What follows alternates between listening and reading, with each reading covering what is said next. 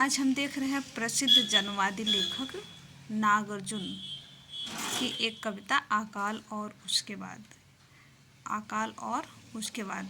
नागार्जुन का मूल नाम था वैद्यनाथ मिश्र। ये यात्री उपनाम से और बाबा उपनाम से साहित्य में रचना करते थे। तो इनकी प्रसिद्ध एक कविता है अकाल और उसके बाद। इन्होंने कह रहे हैं कि कई दिनों तक चूल्हा रोया, चक्की रही उदास। कई दिनों तक कानी कुतिया सोई उनके पास। कई दिनों तक लगी भीत पर छिपकलियों की गश्त। कई दिनों तक चूहों की भी हालत रही शिकस्त। दाने आए घर के अंदर कई दिनों के बाद। धुआं उठा आंगन से ऊपर कई दिनों के बाद। चमक उठी घर भर की आंखें कई दिनों के बाद। कौवे ने खुजलाई पंखे कई दिनों के बाद।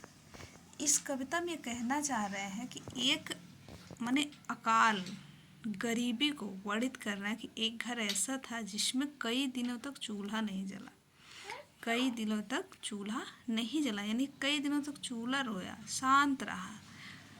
चक्की रही उदास। चक्की जो आटा पिसाई होती है उसका चक्की उदास रहे, उसमें भी कुछ नहीं पड़ा।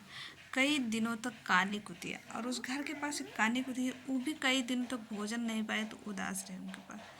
कई दिनों तक लगी भीतर पर छिपकलियों की गश्त।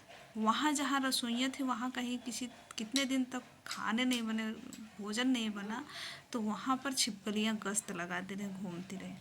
कई दिनों तक चूहों को भी हालत रही शिकस्त, और वहाँ के चूहे बिल्लियाँ जो थे वो भी भोजन से छटपटा रहे कई दिनों तक।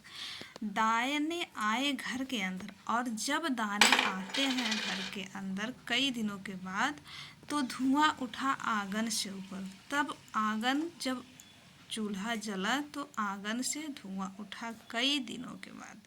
चमक उठी घर भर के आंखें, यानी कि जिस घर में भोजन आया उस घर में व्यक्ति जीव जंतु सभी की आंखें चमक गए।